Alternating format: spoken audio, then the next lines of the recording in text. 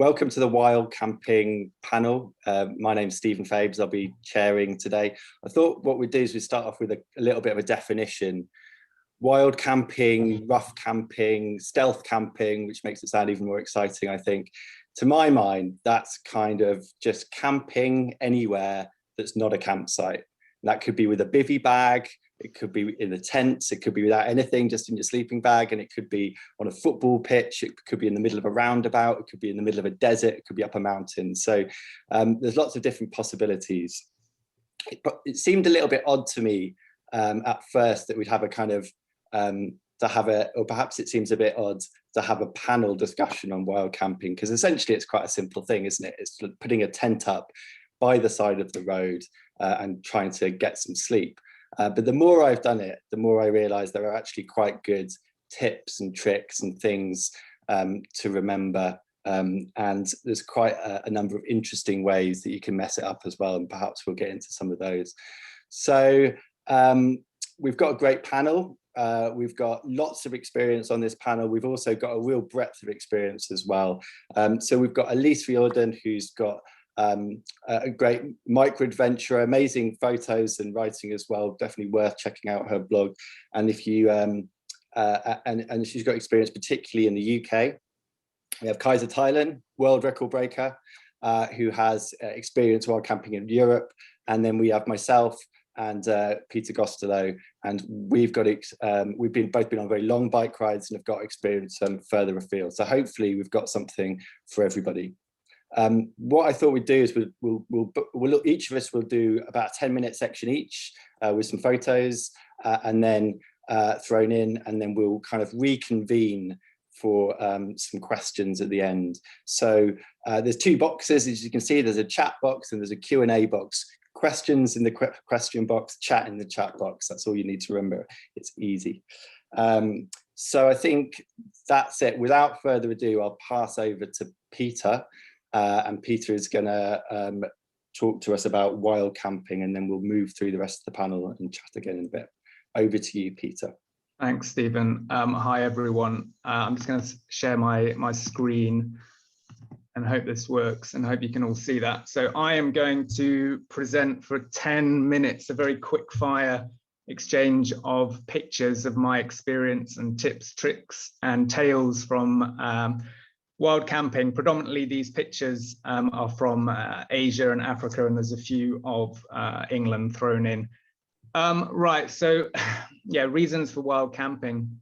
Why wild camp? I think everybody has different reasons, but I think there's a sort of commonality of reasons why we wild camp. I think for me, essentially, to sum it up, it's the freedom and the simplicity, the connection with nature, just the simple act of finding somewhere to pitch your tent and be in what might be a unique location, and not having to worry about booking somewhere and arranging a campsite. So yeah, a list of reasons there. I'm sure other people perhaps have others to add to it, but I've got lots of memories of fantastic places I've camped, and obviously memories of less exciting places. So I mean, this is one such place. This was in Kyrgyzstan. I remembered cycling into the country from China, and there was a village at the bottom of this sort of valley, and I thought perhaps I'll take a room in a guest house because there were dark clouds overhead. But I'm so glad that I cycled and continued. I was cycling with a Japanese guy at the time, and we pitched our tents here. And photos like this, I would never have had I, slept in a guest house or in a room. Of course, not all wild camping sites are beautiful or glamorous, and as Stephen said, doesn't necessarily mean you're sleeping in a tent.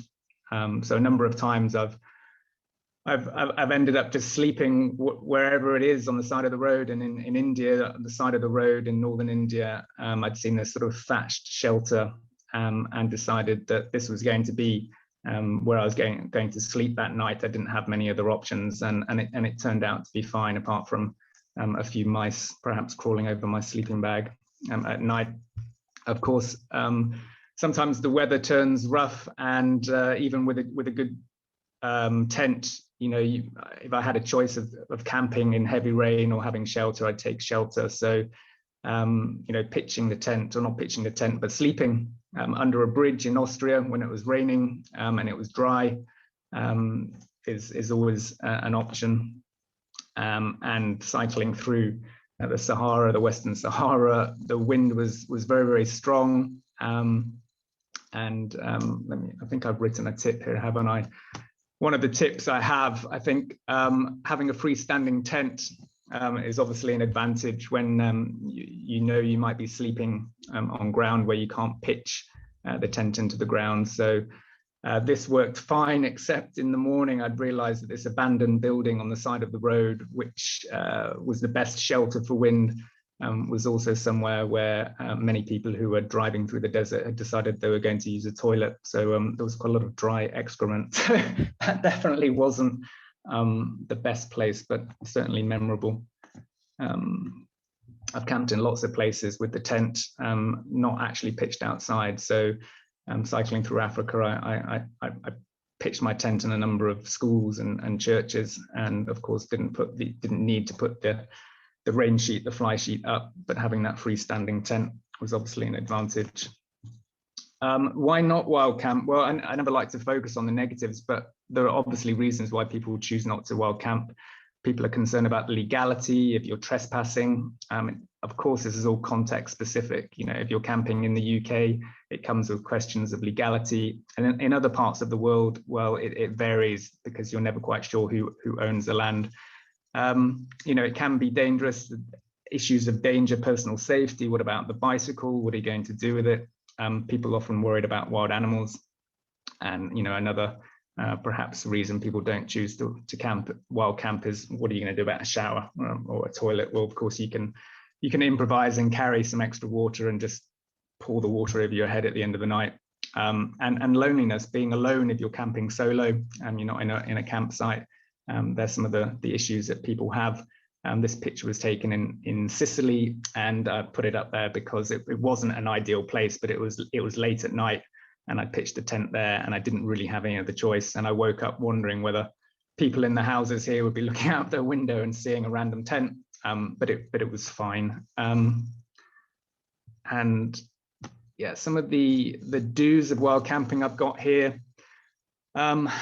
People can read through some of these, but I think the first one there is something that's actually come up more recently. A lot of these photos that I took were taken sort of before the era of smartphones and Google Maps, but in more recent years, having Google Maps or satellite imagery to actually look wherever you are earlier in the day and be able to see what the landscape's going to be like to make a decision. Well, later today or tomorrow, I'm going to be somewhere where it's easy to pitch my tent.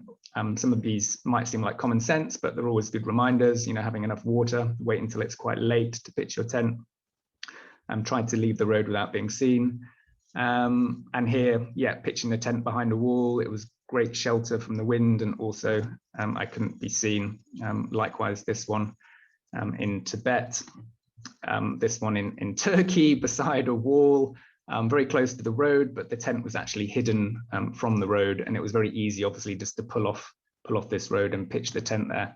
And closer to home, pitching my tent in a field in the Cotswolds while I was cycling along. The road is just there, and I'd seen the open gate, and I'd realised, well, you know, if I just widen the gate a little bit more and, you know, duck in and put my tent behind the hedge, nobody's going to see me, and I'm going to be up early in the morning and gone. Contrasting with this, of course, there are lots of places in the world where you might be camping somewhere where it's densely populated. So I've often found that it's safer to ask permission from somebody nearby to camp in a village, rather than sort of camp on the outside of a village and then probably be found in the middle of the night and then possibly asked to move. So camping in sort of villages is a memorable experience. I've done it in both Asia and Africa, but it's never going to be as peaceful, obviously, as camping out in the middle of the bush or wherever you are. So I still equate this with a sort of wild camping, but I've always asked permission. and most of the time it's never been a problem. And of course, if you're camping in a village, wherever it is more likely there'll be access to water, so you can wash at the end of the night. Some of the things that you shouldn't do, you should wait until it's dark to find somewhere to camp, rather than earlier in the daytime. You shouldn't enter land that's clearly fenced to keep people out. I think that's particularly obvious in the UK. Sleep with a field with livestock in, that is definitely not something to do. And having a fire, well, again, it depends where in the world you are, but generally in the UK, I wouldn't be having a fire. And there's also the safety issue. Pitching in land where it's hollow and there might be rain, and you shouldn't fear nature or animals outside the tent, and leave food. You should leave food outside. You should not leave food outside the tent. So yeah, this was an example of camping somewhere where it was late, and I pitched the tent in the dark. This is in Tajikistan, on the border with Afghanistan. It seemed there was a track here leading from the road, and it was dark when I'd arrived. It was only in the morning when I looked out and I saw these sort of mounds outside the tent, and they didn't seem like normal mounds. And when I got back onto the road, I'd seen this sign here. So clearly it wasn't a wise idea to have waited until late to pitch my tent, because I was pitching it close to landmines. In the UK, yeah, I pitched my tent in this field and didn't realize until later that there were livestock at the bottom. I say it's not a good idea. You should never pitch your tent in a field with livestock. You know, you could scare the animals, whether it's sheep or cows. And of course, a farmer seeing somebody camp in a field, that's going to be a problem if it's got livestock in. So some of I put a perfect camp checklist. Everybody has an idea of what is a great place to wild camp. So those are mine there. Of course, you never have them all at one go. You might have a beautiful view, but you might have, uncomfortable ground, or you may have fresh water. But it may not be clean. So anyway, there are these. That's my list of perfect sort of attributes of wild camping, and I'm sure others can think of other things that make the perfect wild camp. So that was China. This is Tajikistan, another one from cycling through, and that's the border with Afghanistan. Afghanistan on the other side. So yeah, that was particularly memorable, as was that, which wasn't that far away from the last picture. So flat ground, grassy, beautiful view, water to sort of clean pots and pans and have a wash, and it was easy access from the road, and I seem to remember the road was hidden from where I was. And another one, this is in Tibet. It stands out because it had all of those things that sort of tick the box of a great place to wild camp. And camping on the beaches, I've done that in various countries. So Oman, beautiful country to cycle, and a fantastic country to wild camp, because camping, you can camp basically anywhere, and whether it's in the desert, on some of the beaches, or in the mountains. So some fabulous places that I've slept there under clear skies, although camping on sand or pushing the bike through sand can present some challenges. So it's often places that have been easy to access from the road.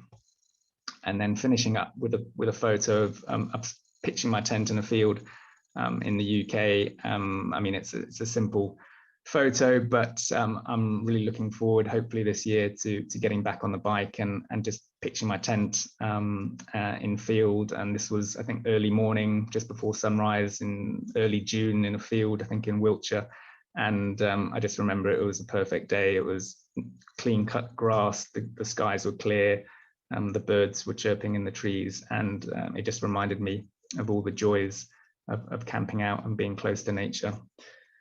Wow, that was fast. I think that's my 10, 12 minutes. There might have been some questions there. So I'm going to mute myself and hand over to, I think, Kajsa, who's going to talk next. Yeah. Thanks very much, Peter. That was fantastic. Peter's got some incredible photos there. I've always following Peter's blog for years, and the photos just absolutely amazing. So let's move on. So we'll go over to Kajsa now, who's going to talk about experience of rough camping. So we'll hand over to you, Kajsa. Okay, thank you. I'd like to apologise for the comedy face that comes up when I switch my camera off. I put something over the camera instead, so you didn't have to look at that when I was talking. So I am a long distance cyclist. I got into bike packing from wanting to do bike packing races. I got into wild camping. Let me just share my screen. This one. And so I wanted to do bike packing races. I still haven't done one, but I have got slightly addicted to wild camping.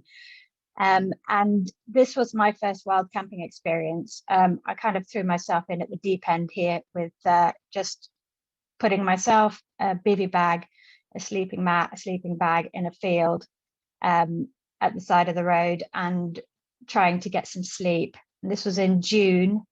It was nice and warm in the day. I had a summer sleeping bag and I absolutely froze my ass off, quite frankly. I worried the whole time whether someone was going to catch me, what was going to happen if that happened, if there was a fox that was going to come and do something to me, all these kind of irrational thoughts. But I managed to get through the night, and it was quite a spectacular night at that, as you can see from the photos. I then got a little bit maybe obsessed with sleeping on benches. So having laid on the ground, I found that actually benches were a lot more comfortable. And this is doing, really long rides on the bike and just having to hunker down somewhere and get a few hours sleep. And, me and my friend Jane, we did these 2 rides. And in one case, we stayed in a pub, and the other one we found Village Hall Gardens where we slept for the night, and there was a couple of benches there, so it was real luxury. I've also slept on benches in other countries. This is in Sweden, a beautiful spot. Sweden's great for wild camping because it's allowed pretty much anywhere. There's something called allemansrätten, which is the right for every man, it translates to. And so I found this lovely spot. Unfortunately, it started raining and I was just in my bivy bag, but it was very beautiful. I camped also in a bivy bag in Germany one time in this little tiny chapel. And this was the first time that I was visited by somebody in the night, and that's one of the things that we all fear when we start doing wild camping, is that somebody's going to find us. And I was sleeping there, and suddenly this car pulled up on the road. I don't know if you can see my cursor, but there's a road just down here, and the car pulled up and 3 men got out and started approaching me. And I was a bit freaked out and kind of made a bit of a noise, kind of going, hello. And they were so apologetic, and I don't know what they were doing there. Still have no clue to this day what they were doing there, but they were inputting some data on a laptop or something, and they just kept doing what they were doing, just whispering. And I realized that the chances of somebody actually finding me in the night who means me harm is very, very slim to none, to be fair. I then started using a tent, dabbled with a tent for a while. This was in the mountains in Greece, absolutely beautiful spot, until the sun had set, and I realized that it was like a breeding ground for toads, and it was probably the loudest night's sleep I've ever had, or not sleep, so I say. Those toads can really make a racket. So I enjoyed the tent, but it was quite bulky to carry around, especially on my bike. I have a very tiny bike because I am very tiny, and generally tiny people need tiny bikes. So I preferred bivy, but then even more so, I got into hammock camping. And hammock camping is great. because you just need 2 trees. You know, it's consistently comfortable. You don't need to find level ground. And I started, for some reason, pitching this in the dark. So this is the first time that I ever pitched the camping hammock. This is in Wales. And as you can see, there's sheep around. So while I was pitching it, the only thing that I could see were these glowing eyes of sheep looking at me. I had no idea really what I was going to wake up to. And I was quite glad that I had a hammock, because there was a big pile of poop just underneath. So if I'd had a tent, I would have been lying in that. But as you can see, in the morning, it was absolutely divine. The sunrise was just beautiful. And this is why I love wild camping so much, because you just wake up to the most stunning views, if you manage to find a good spot, obviously. And it's yours for just that little moment. There's nobody else there. Your experience is unique in that moment, and it's just super nice. So I've been hammock camping for a while. This was another dark pitch where I pitched it in the dark and then woke up, and this was absolutely heaving it down on this camp. It was the first time that I'd camped in my hammock in a real torrential downpour, and this is in the UK, and I woke up to this sunrise again, and it's, the pain of the rain, it's just, you just forget about it when you wake up to something like this. It was another hammock camp in Germany. I work quite a lot in Europe, so I tend to take my bike with me occasionally, just to, if I'm going to stay over a weekend, I'll take my bike with me and then just head out on the weekend and find somewhere to camp.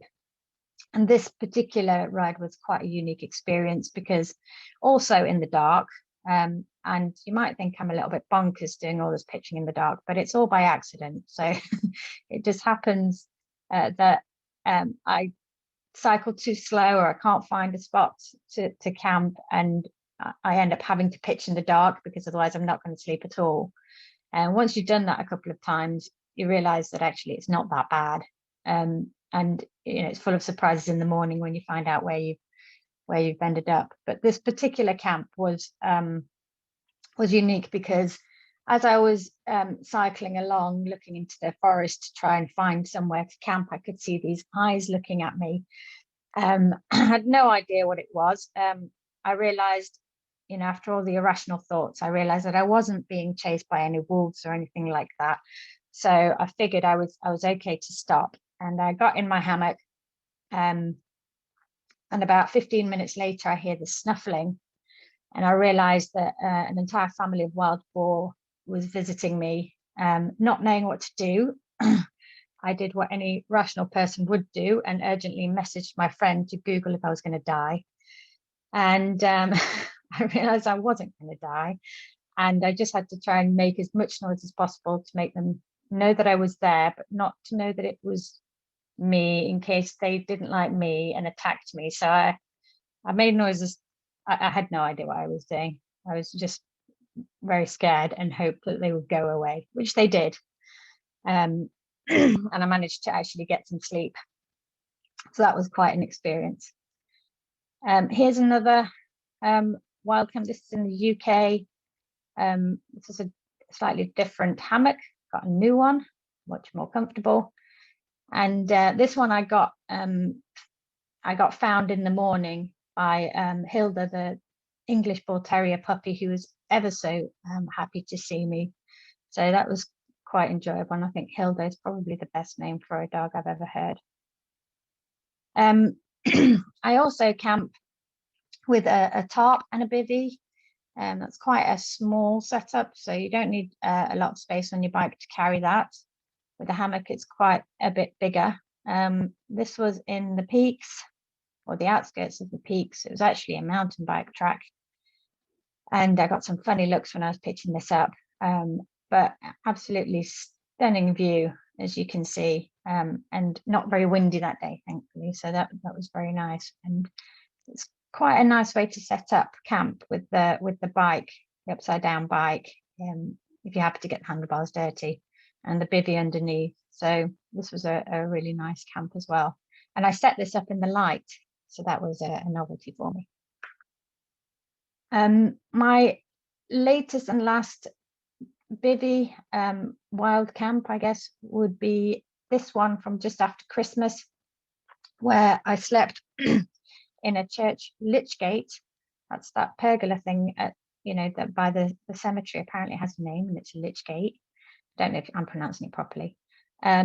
This was absolutely freezing, but one of the quietest nights I've ever experienced out in a bivvy. So that's a bonus of lockdown, I suppose. And yes, that is my my wild camping experience. There's a lot of trial and error. I've been making mistakes the whole time and then fix them as I go along, and I think that was quite a nice way of doing it, because you're willing to try anything and then correct your mistakes as you go. So yeah, I will shamelessly plug my YouTube channel as well while I'm here. And I will hand over back to Stephen and Elise, I think, next.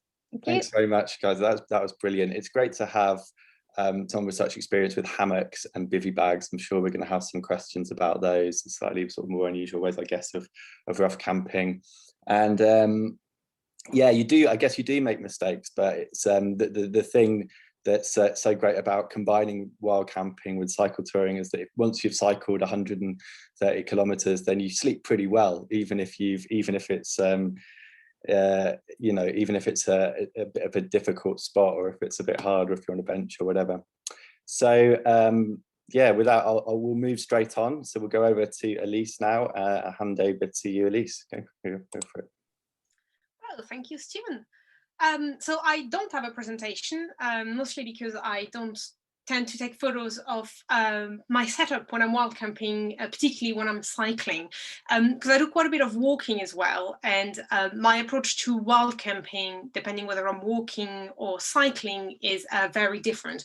When I'm walking and I'm out of the way, and I get all those lovely photos that you've seen with, big vistas or riverside, and it's all lovely and perfect.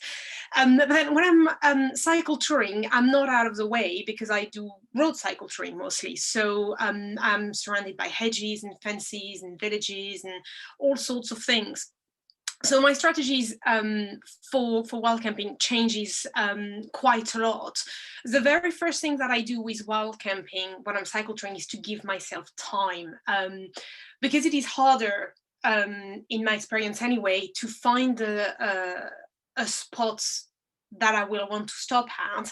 I give myself time, so I typically, up to an hour before I know I'm going to want to stop, I'm going to start to be on the lookout for places to stop. And I will mentally bookmark places of like, oh, this is nice, but I kind of still want to cycle, so I'll just hope I'll find something else. But I'll bookmark that place, so that worst case scenario, I can just come back to it. And the kind of places that I look for are not the kind of places that you're supposed to look for if you look at the internet and tips on wild camping. I do all my cycle touring on my own, and at the end of the day, I like being close to people. There's a social aspect to that, but there's also a certain safety aspect to that. But on that point, I would just like to add that I am a white woman, and so the safety and the security that I can find next to people is a certain privilege that is not granted to everybody, especially when you're in the middle of nowhere, I think. But yeah, so places I look for, the number one place I look for is cemeteries outside of villages. There's loads of churches, well, over the years I've realized there's loads of churches that are not, in the UK particularly, that are not in the center of villages, but are slightly at the outskirts of villages. And those are great places because they're quiet, they're peaceful, and people don't tend to go into cemeteries in the middle of the night. So those they tend to be great places, and I just love sitting up there. And the only thing with cemeteries as well is that churches tend to have church wardens, and church warden can sometimes come late at night. And I have been caught a couple of times, but the only times I've been caught, I've been wished a good night. And one time in the morning, I woke up to a pastry, so that was all right. But I generally don't get caught anyway. But what I like as well about cemeteries is the history. Although I'm not a religious person, there's a certain history with churches welcoming travelers, welcoming people, and providing shelter. And so I quite like that aspect of it as well. And it feels, even though I'm sure I haven't looked into it, but I'm sure it's not strictly legal to do that and probably shouldn't be there. There is a certain heritage of it being okay for you to be there. So I quite like that, and I find quite a bit of comfort from that, especially the first few times I did it.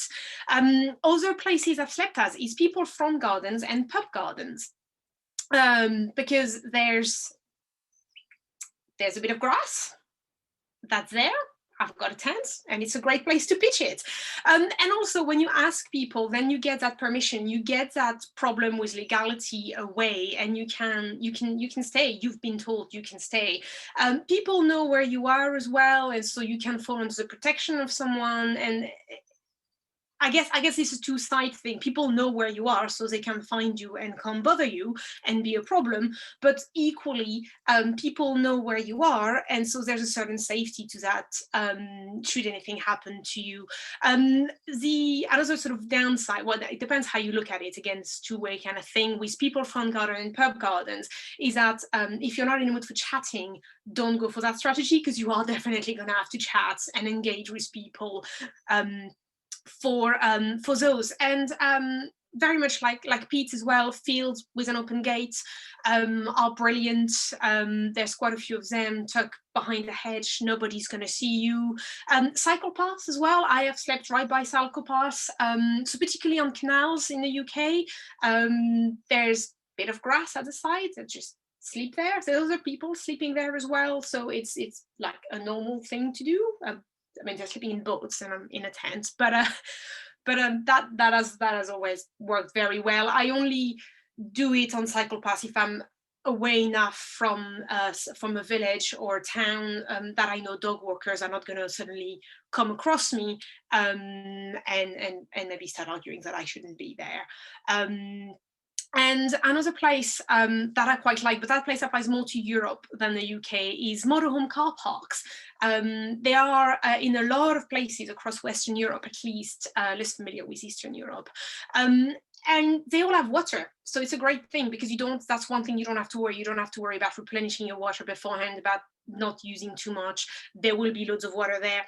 Some of them have toilets. Some of them have showers too. Showers tend to be cold, but hey, it's a shower and you can get clean. So they're pretty good. The few caveats to camping in motorhome car park is one, it's going to be hard ground, tarmac or hard ground, because they are designed for big vehicles. So you will need a freestanding tent if you want to use a tent rather than a BV bag, because you won't be able to pitch anything there. The other thing again is that sociable aspect. You are going to be the center of attention for a little bit, because you're going to be weird. People in motorhomes are doing something similar to some extent to cycle touring. They are traveling around, seeing places. It's just the way they're doing it is very different. And so they're going to be curious about what you're doing, but and you're going to be weird, because you're like, why would you not want to be comfortable in a big motorhome and be on your bike? So that you usually have a lot of questions around that. But the nice thing about that is that they will know of nice spots that you can visit very often, and very often they won't question necessarily why you're traveling, so you can skip all those questions that can sometimes after a while feel very that you've repeated them a lot and you've repeated your answers a lot, and you can get into very interesting conversations. I certainly have in a lot of motorhome car parks. Some of them have wardens, and again, just ask. Whenever I've asked a warden, their answer has been set up when I'm going and leave before I come in the morning, and then I can tell my boss that I didn't know you were there, was usually the answer. So I've never had a problem with that. So yeah, that's been sort of that's usually how I wild camp, which I think is stretching a bit of the boundaries of the term wild camping, or at least it's not exactly what we think of when we think of wild camping. I think when we think of wild camping, we think of those big vistas and those big, beautiful places. But at the end of the day, wild camping is just about sleeping and finding a space to sleep. And if it's not the most glamorous space, and if it's not the most beautiful space, it doesn't really matter as long as you can sleep, as long as you can sleep there. The other things that I will add in terms of do's and don'ts and sort of troubleshooting, and is if you've never wild camped and if it's something that you want to try, I would say give yourself time. Start very small. Like the first few times I wild camp, I knew I wanted to go wild camping while cycle touring, but the first few times I wild camp, I just took a backpack and I took a bus out of town and I just found a space that I'd researched beforehand with Google Images, with OS Maps, so that I knew it should be a suitable place. And it was and I would choose places that had bus access, so that if I didn't feel safe or if I just didn't want to do it, I could then go back home. And I sort of gradually built up that way. And now I'll just sleep wherever and anywhere at all. But to start with, it definitely was very stressful, and there's a bit of a learning curve if you're not used to it, because I think there's quite a few things. There's the fact that there's a certain there's the questions of legality around it. I think that would definitely were at the back of my mind. There's a question of how am I going to be found, but also every sound was heightened, so that a mouse scrambling in the grass sounding like I don't know, a big bear coming to eat me, even though I was in the UK and a big bear definitely wasn't coming to eat me. And so it's about learning that you're not going to sleep well to start with, and so giving yourself time to adjust and adapt, and also maybe to find that wild camping isn't for you, because I don't think it's necessarily something that is for everybody. I absolutely love doing it. I love the freedom. I love having a space that is just for myself, that is peaceful, that is quiet very often, and the fact that it's free is an added bonus, especially if I'm just arriving late and leaving early. Then yeah, but it's not for everybody. So it's also recognizing that, you know, give it a go, and worst case scenario, you've tried it and you know you don't like it. But yeah, that's me. Brilliant. Thanks very much, Elise. That was fantastic. I can really relate to that, the camping kind of in the edgelands, you know, like on the edge of towns, in cemeteries, you know, by car parks. That for me can often feel more adventurous, I think, sometimes, than camping in these really wild places, because as you mentioned about hearing all those sounds around you, and you kind of feel like you're sneaking around on the edge of society. I get a real kick out of that, so I can certainly relate. So let me see if I can share my screen. Okay, can everyone see that okay? Give me a thumbs up, Pete, if you can see that. Nice one. So so yeah, for me, wild camping is very much tied up with cycle touring. I think kind of wild camping heightens the sense of adventure. I love it because it gives a sense of freedom. It gives you lots of flexibility as well. So you can you want to make the most of your day when you're cycle touring sometimes, and you just want to get as far as you can, and then you don't have to worry about finding accommodation. You can just throw your tent up by the side of the road or just away from the road. I've spent more than 1,000 nights, I think, wild camping in different places on my journey around the world. And this is one of my favorite. This was wild camping on a frozen lake in northern Mongolia, near to the border with Siberia. Temperature is about -40 at night time, but all through the night I could hear the lake cracking and popping and sometimes bubbling sounds, and the ice was about 1 meter thick. But it was certainly, of all the times I was camping, this is the one I probably will remember the most, although I decided not to make myself a cup of tea in the morning. I'll try and share a few tips and tricks and a bit of troubleshooting as well. And this would be one of my first bit of advice, really, about thinking about what tent you're going to choose if you're going to do a bit of rough camping. This is me and my friend James. This is Afghanistan over the other side of the river there, and this is Tajikistan where we are in the Rockland Corridor. And my tent is probably quite a reasonable choice for wild camping, in that it's big enough to get your kit inside, which I think is important. You want to get your stuff inside the tent. It's freestanding, as Peter mentioned, very, very important to have a freestanding tent. And James's tent there, as you can see, is an interesting color, and probably not the best color if you're going to be wild camping. So for my advice would be to get something dark, get a green tent or something that's going to hide you away. Although James's tent might be quite good if you need rescuing, or if you need a helicopter pilot to spot you, but it's not so good if you're trying to hide away from the world, and wild camping is kind of hide and seek against the world. Other bit of advice I would say is bring a ground sheet, because wild camping, you're often on uneven ground, rocky ground, thorny ground, and you don't want problems with your sleeping mat if you've got an inflatable mat. So bring a ground sheet. They don't weigh much and it makes it easier. As Peter said, freestanding tent is really important. You can some of them with this tent use just the inner that's freestanding, and that's potentially an issue if you haven't got shelter. I have shelter in this photo, but if you don't, then that's an issue. But I have also, later on in my trip, I got a tent that was, the whole thing was freestanding, so you don't need pegs, and so you can camp on airport runways, disused runways, and I camped on in car parks and petrol station forecourts and that kind of thing. We talked a bit about camping when it's dark. The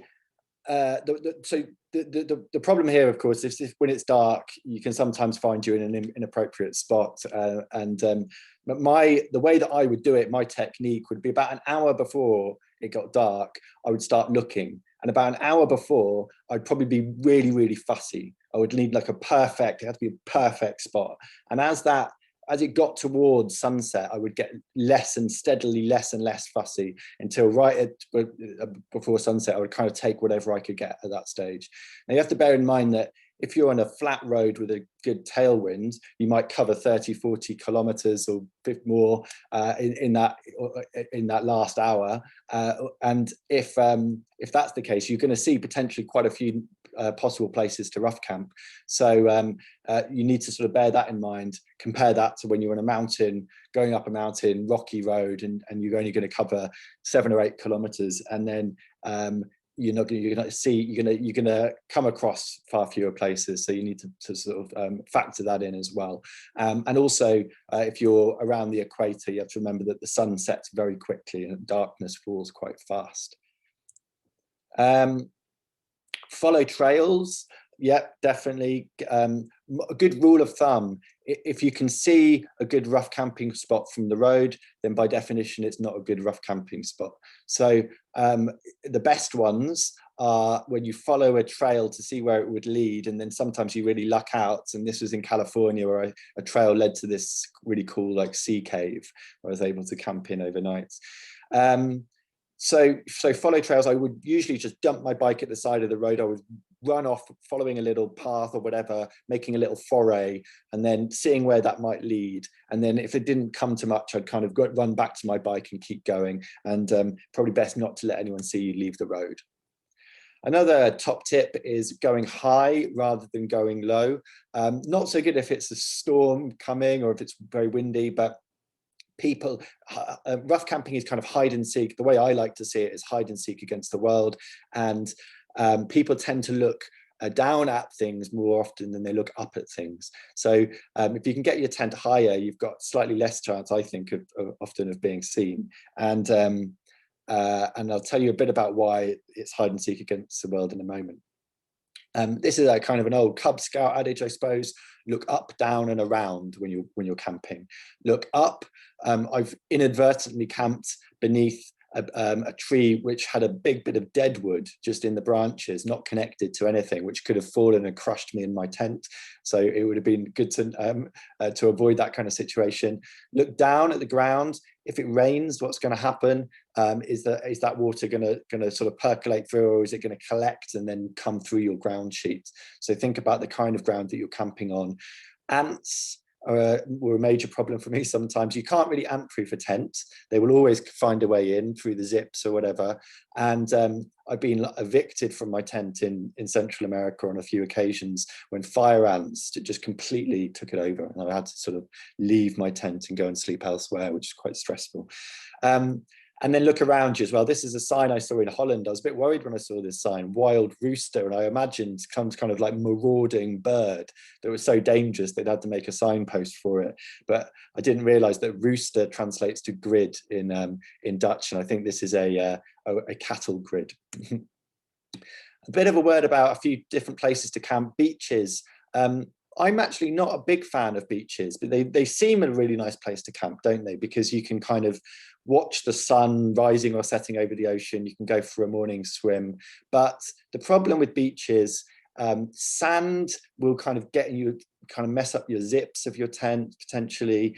There's not much cover, so they're often quite windy, and that's not very good for your tent, but also for stove if you're cooking. And beaches are kind of often home to unsavory characters who are kind of wandering around at night time. So for me, beaches are not the perfect place to camp. And I would usually, if I'm on the coast, would kind of move inland a little bit. I do like lakes, camping by lakes. This is in Western China, in Xinjiang, and beautiful place to camp. It's not very hidden, as you can see, but it didn't really matter because there was no one around here. And lake was very cold, but you could go for a bit of a swim. You've got a source of water there, and you just got to be a bit careful with lakes, in certain places if there's a lot of mosquitoes around. So that's just something to bear in mind, especially up in Alaska. You can camp on sometimes I camped on salt flats or on riverbeds, dry riverbeds. You have to be very confident it's not going to rain, or it's not going to rain further upstream, of course. But actually, riverbeds are sometimes dry riverbeds. If you can be confident, are quite a good way to get away from the road. It's quite an easy thing to roll your bike down. So it's kind of good access to find somewhere that's a little bit out of the way. And I would also say be inventive, be creative. You know, if you see somewhere, go and investigate. This is a concrete platform in California, which I think was probably used as a sort of defense system for the Second World War. And I was able to kind of get my bicycle up there and sleep on top of this platform, and great views. It was a weed smoking den for like local kids who came up to investigate me a little bit later on during the night. But then when they saw me there, they just retreated. So, but it was other than that, it was a great night's sleep. We talked a bit about getting permission. Yeah, I would say either get permission. This is in Zambia, where we're camping in a village, and at this point you're going to be kind of under someone's protection, which is great, or hide away, as we've been talking about. But for me, the few times I've had trouble is this grey area where people kind of know where you are, but you're on the edge of the village, but you're not really under anyone's protection, and that's where I've had problems. So it is a game of hide and seek against the world, or this turns into this. And the thing is that if someone finds you rough camping, most of the time that's not going to be an issue. But people are curious, and in a lot of these sleepy villages around the world, not much happens. So you are news. And when they go back to the village, then 100 people will know that you're in the area. And people, as I said, are just curious. They're probably not going to cause you any problems, but they're going to come and have a look. And that can make for quite a stressful night. And sometimes you'd wake up in places like Ethiopia to find that 16 children had found your tent and were just watching you sleep. There's a problem with this photo, and we've already mentioned it, I think, but this is coming down to the Dead Sea in Jordan. And the problem is, although it's a very nice place to camp, is that I haven't locked my bicycle to the tent. So this is what it should look like. Always, always, always, always lock your bicycle to the tent would be my advice. And it's not going to completely make theft impossible, but if you'd hope that if someone moves your bicycle, they might move your tent and it might wake you up. I would do this anywhere, even if you're in the middle of the desert like I am here in the Sahara. It's just really good practice. I've heard lots of stories of cyclists getting their bikes stolen, and even stories of a Mongolian horseman tying the bike to the horse and disappearing off the desert with it, dragging it behind him. So it's just really important to tie the bicycle to the tent, and that kind of makes you sleep a little bit better as well, I think. Weather potentially an issue. Just we're going to talk, I think, about, people have asked in the questions about sleeping mats and sleeping bags, and perhaps we'll get into that. I think don't skimp on a sleeping mat. I think that's very important. You don't, if it sort of get punctures or deflates, then you could be in for a really cold night. And I wouldn't really skimp on your tent as well. I think if you're going to spend a lot of time rough camping, then get a good tent that's going to keep you warm and that's nice and stable, like this one in windy and snowy conditions. Animals, mostly dogs are going to be a problem, actually. Sometimes it's something more exotic, like this is a warthog approaching my friend Naomi in Africa. But dogs are mainly the problem. They will sniff, even if you've hidden away very well, then dogs will sniff you out, or they'll hear you and they'll alert people potentially to your presence. But remember that it's not the strays that are the problem, it's the farm dogs. They're a bit territorial, but they're often quite anxious, especially at night time as well. And if they can't see, who's in the tent, that they'll be a bit anxious, and they shouldn't cause you any problems, but they might bark or sniff around the tent, but it's usually nothing to worry about. Creepy crawlies can get into your tent at night time in some places around the world, so it's kind of important to check your shoes and things in the morning time before you just put them on. This is a scorpion that got under my sleeping mat in Argentina, and this is turns out to be a black widow or black button spider in South Africa. So just make sure that you don't keep your tent zipped open for too long. I've had a camel spider just kind of jump on my sleeping bag as well in Tajikistan. So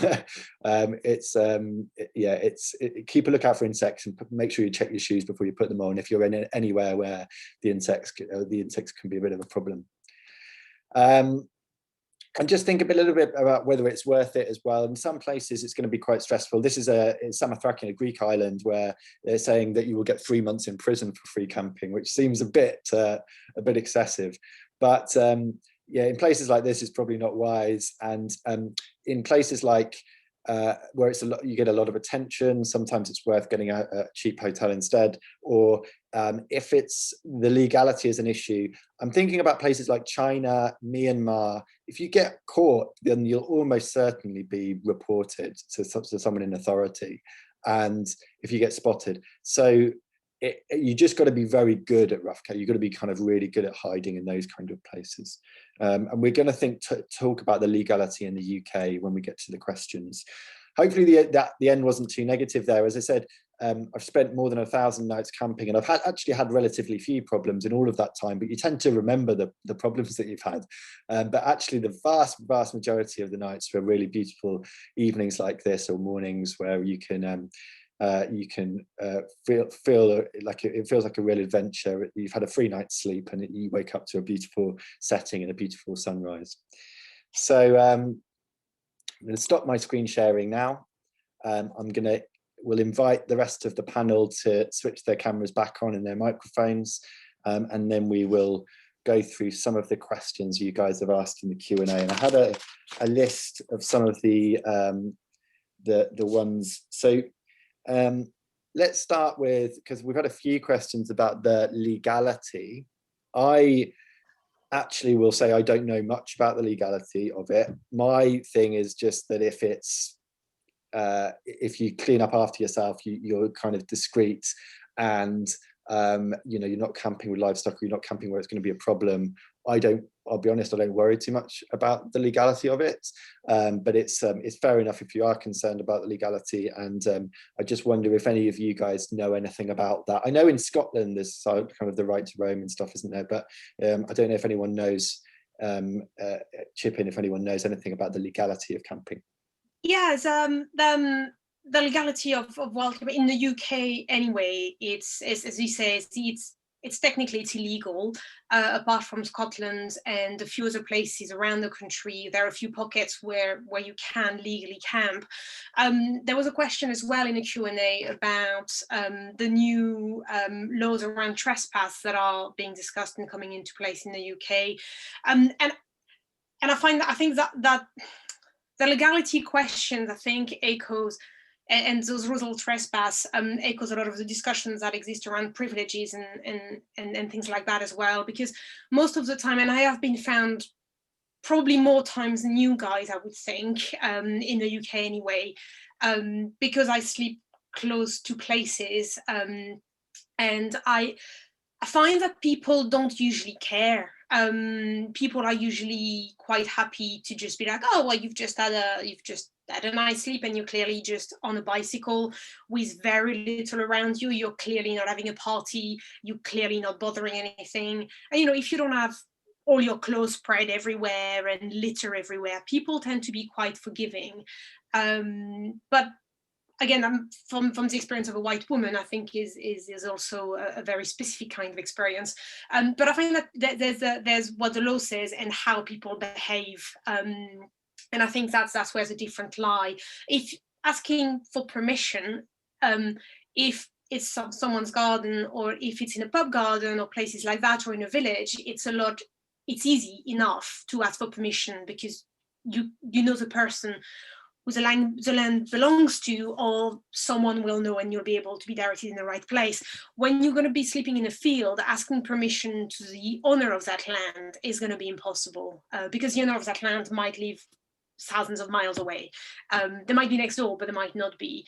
And so I think it's just about being mindful and about being respectful, and just remember that there's what the law says, but there's also how people will react. And will a farmer in the middle of the countryside, seeing fairly unthreatening person sleeping in their field, will want to call the police, will want to fill the paperwork, will want to go through the hassle of actually bringing you to court? I think there's a bit of that as well. But obviously, people react differently, and some people might react very violently and very aggressively around that. So I think it's something to bear in mind, but it has never really worried me, is what I'd say. Okay. Because people, you know, we all know there's a difference between the law and how people behave. Yeah. Peter, do you have any experience of the legality? No, I totally agree with all of that. I mean, like, the places I've camped in the UK, it's always been obviously discreet, and on that note, about, you know, access from the road, it's very obvious if a landowner, if we're talking about a field, is keeping their land private, because it'll be heavily gated or secure. There'll be padlocks on gates, there may be barbed wire, there may be signs, there may be farm vehicles and machinery nearby. So it's clearly valuable land. I would just stay clear of anywhere like that. But areas where it's next to a footpath or a bridleway, it's land which doesn't have crops on it, it doesn't have livestock on it, and there is no gate, or there's easy access. There's less of that sense of breaking an entry. And if somebody does turn up, whether it's a dog walker or a landowner, and says, you know, what are you doing? This is illegal. You just stand and greet and apologize. And if somebody asks you to leave the land because it is their land, then you do leave. You don't make an issue. But I think it would be incredibly rare, at least in the UK, if somebody called the police on you, and even if the police did come, you would just repeat, you know, how apologetic you were traveling, you're passing the night. It hasn't happened to me in the UK. I think you'd be okay. But if you tried to stand your case, and if you were, you know, with a group of friends and making like noise, then clearly you're going to attract more attention. So I think just being mindful, and it's kind of common sense, really. Yeah. Kajsa, we've had a few questions about bivy bags and about hammocks. I don't know anything about those. You've had sounds like quite a bit of experience. What would you? So first of all, I guess, what is there any kind of brands or models that you recommend? And people are asking about insects in getting into sort of bivy bags, and also whether they keep you dry, properly dry, and you can get a sort of comfortable night's sleep, or if you have any sort of tips and tricks around bivy bags or hammocks. So bivy bags, I use two types. I use one that's kind of just like a sleeping bag in a kind of tent material, so your face is open, and they're okay, but you can't move around very much, because then your face goes to one side and you know your ear is exposed or whatever. Not that I have an issue with my ears being exposed, but it's just it's not very comfortable.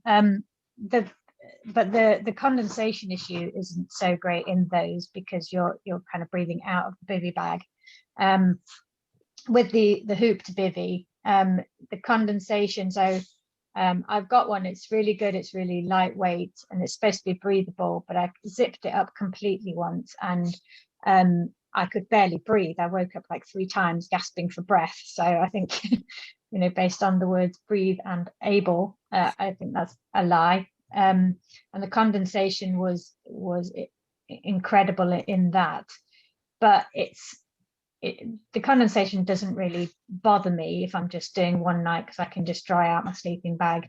Over many nights it will probably make a difference. The hammocks I use, I've got a Hennessy hammock, Scout version, because I'm small, so I can get in their kiddie hammock.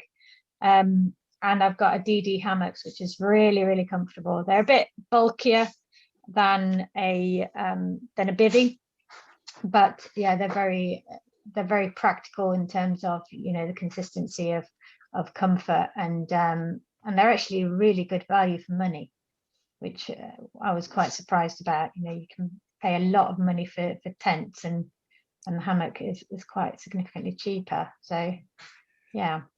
So I mean, sometimes of course you won't need a bivy bag or a hammock or a tent. There are times that I've slept just sort of outside, but then but obviously the weather has to be right, and insects are potentially an issue, and that's one reason, I suppose, for going for a tent over anything else. I've had the unfortunate experience of an insect crawling into my ear during the night and then being there for hours and hours moving around, and it was a really awful experience. So yeah, I have had a slug crawling up my neck when I was in a bivy bag actually last year, and I thought it was just, you know, when you have like your nerve kind of starts twitching or something like that, and I thought it was just that, so I just hit it and it was like, oh.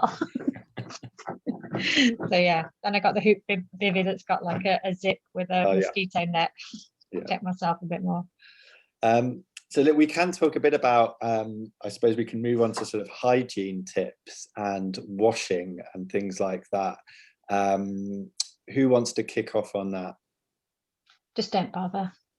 Don't bother. I feel that's what we're going to say, is it? I use a combination of, like, I quite like white wipes because they're easy to carry, they're quite convenient, and you can have a quick wash that way. I'm not a massive fan of wet wipe for the fact that most of them will go to landfill. So I do try and use just water and a towel a bit more nowadays, but it does depend obviously on your access of water.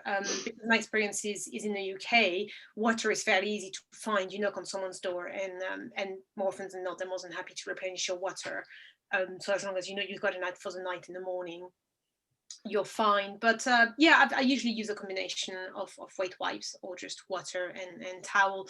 And also I think, I mean, the question depends on if I'm going for a weekend. I'm just going for a weekend, I'm going to have a shower, you know, the day after I come back. It's not a big deal. So I guess it depends also on how long you're away for. But also maybe also the weather. I mean, in summer I'm going to be sweaty a lot more, so I'm going to want to clean a lot more. But if it's cold, well, I will still clean, but not as thoroughly, definitely. Yeah, I was just going to agree. It completely depends on the weather and the climate. So when I think back to like camping in cold weather like Tibet or Iran, and it's like freezing at night and freezing in the morning, I just don't bother. So you kind of get used to being dusty and a bit dirty, but you're not really kind of sweating and smelly in the same kind of way. Well, you might be, but if you're by yourself, you don't really care that much. But in hot and humid countries, then it's difficult for me to go for more than really a day without having a wash with fresh water, because waking up in your tent and you're sweating, you just know that you're probably going to get some kind of like nasty skin infection. So definitely, like in hot and humid places, I mean, and that's another reason why in many of those places, actually, I camped in Africa. I mean, one of the advantages of being close to a village was that, you know, I could get water and have a bucket shower in the night, and you always sleep much better if you're clean in a hot, humid place. But when it's cold and the climate is dry, then I just get used to, for days and actually weeks, without really having more than just a wash of my face. Might sound a bit grim to people, but if you're on a long tour, it's just part of the experience and adventure, I guess. Yeah. So people have asked a little bit about sleeping bags, sleeping mats and things like that. Does anyone have any specific tips? I don't think we should get too bogged down into the details of gear, so we'll maybe make this a brief one. But I mean, I would usually use an inflatable sleeping mat. It's more comfortable, keeps you warmer. In very cold places, I use up to 3 sleeping mats. But yeah, you need them for comfort and for warmth, really, and you try to get a good one so that it doesn't deflate during the night time. If anyone has any tips about sleeping bags, sleeping mats, or any other sort of camping equipment. Yeah, I mean, to start with, especially if you've never wild camped, I would say go with what you've got, and then figure out what you like and what you don't like, and also the kind of sleepers that you are, because I use one of those old, like, kind of foam mat, kind of yoga mat kind of thing, because they're extremely light. They're a bit bulky, but I always find space to tie it somewhere, but they're not super comfortable, but I still get a good enough night's sleep on them, but I know loads of people wouldn't. So I guess it's about knowing where your comfort is, and knowing if you're a cold sleeper or a warm sleeper as well. I think changes your decision on what you want to buy. But yeah, just think about what how you sleep, what you like, and go from there. I don't think there's an ideal for everybody. I think there's an ideal for each person. Yeah, I think trying them out, I got my first sleeping mat was so noisy when I actually slept on it that I couldn't get any sleep, because every time I moved a muscle it would be squealing, and I thought, this is in a campsite, I thought I was going to wake up the entire campsite as well. So I quickly ditched that. So it's a good idea to try them out if you can. Someone's asked a quite good one about whether we're overthinking wild camping. I mean, that's something I sort of mentioned at the beginning. It does seem like it's odd to have a panel discussion about wild camping, which should be a very simple thing to do. Peter, what do you think? Well, I think in the UK, it is something that people do consider, and I think a lot of it is centered around issues of legality. Like, people grow up generally like in a house that's owned by someone, and your garden or your gate is part of your property. So the idea that you can just go off and like sleep anywhere, then all these questions in your head, because people who don't do it will say, well, is that allowed? Is that safe? I mean, what about the legality? Of course, if you're cycling or traveling in other countries where there aren't those same like obvious sort of demarcations of who owns the land, then it's still an issue because you come from a country where it is an issue. But for a lot of people, it isn't. So, like truck drivers or whatever will just sleep on the side of the road and it's totally fine. And whereas in the UK, a truck driver would generally pull into a lay-by because they're allowed to. It's deemed okay. So I think for me, even in the UK, of course, I do think about it a lot. And because I'm from the UK, when I travel overseas, it's still an issue. Like, is this safe? Is this allowed? And I think that's perhaps why it's always in my mind. I mean, and I think it's important that it should be in my mind, because if I just cycled along and thought, well, that looks like a nice place to pass the night, I'm going to sleep there. I'm sure that the number of times people would come along and say, you can't sleep here or that. It would be great if we lived in a world where, you could just sleep where you wanted to, but that's just not how it's going to be. So I wouldn't necessarily say it's overthinking. I think it's just being mindful of the world that you're in. And of course, every context is different. But in the UK, of course, it is. And I remember last year, it became a huge concern because of all people who hadn't traveled overseas because there were no holidays. So there are all these issues of people, irresponsibly wild camping and fly tipping. And I think that will be an agenda again this year once lockdown starts to ease. So I'm kind of not afraid, but I'm definitely, if I'm going to tour in the UK, you know, I think there's a lot of discussion about people being labelled as like, oh, if somebody's sleeping in a tent on the side of the road, then you know, they should be in a campsite, because you know, that's where campers should be. So I'm sort of rambling on a bit here, but I don't think it's necessarily like overthinking. I think it's just being like considerate of the situation that we're in. Yeah. Okay. Well, let's take one, because we're a bit over time now, so we could take one. We'll do one more sort of practical question, and then we'll each of us will. Some people have asked what our blogs are and things like that, so we'll just quickly go around, and there's more information on all our websites and some photos and stories, and people are asking for the horror stories. I think we've shared some horror stories, but as I said, generally speaking, most of the time it's I think of wild camping as a very, very safe thing to do. So a few people are just asking about how you secure your bicycle when you are when you're wild camping. Any thoughts on that? Yeah, when I was camping in Europe and had an MSR tent, I just used to slide the bicycle under the tent porch as much as possible, and that way because I didn't carry a lock during the trip, and I made the decision not to carry a lock during the trip, and I would just sort of slide the bicycle under, and then I thought, if someone is trying to steal the bike, it's going to move the tent enough that I'll wake up. And that should be enough. That's usually what I would do. And in the UK, I just, like, if I just have a tarp again, I try to put the bicycle a bit under the tarp or things like that. But I've never worried that much about it, to be honest. Yeah, I have a very loud hub that if anybody wheels my bike away, I'd probably wake up anyway. So I don't actually carry a lock when I go. Yeah, I if there's a tree nearby, it depends on the location. I mean, there are definitely places I've camped where, you know, I'm absolutely certain that nobody's going to come, and even if they did, they wouldn't take the bike. But I'd lock it to a tree if there's a tree there, and then if there's no tree, then I'd do what Allysse says, and I'd probably bring the back wheel or the front wheel underneath the tent porch, and then I'd either lock it or put a bungee around the wheel and put the bungee around like my tent pole, so if somebody tried to pull the bike, it would pull the tent. Yeah. Okay. Yeah, I mean, for me, I just sort of sleep better, I suppose, if I think my bike is in some way secure. And yeah, it usually doesn't have to be a great lock. You can get a kind of lightweight one, but you just hope that if someone did take it, and as I said, it's very unlikely to happen, but it does occasionally happen, and it would be a real disaster if someone steals your touring bike. So I just you'd hope your tent would move a little bit, and you can be alerted to that. I wouldn't go to any more lengths. I've heard of all kinds of techniques and strategies, but I think that the best thing is just a simple lock.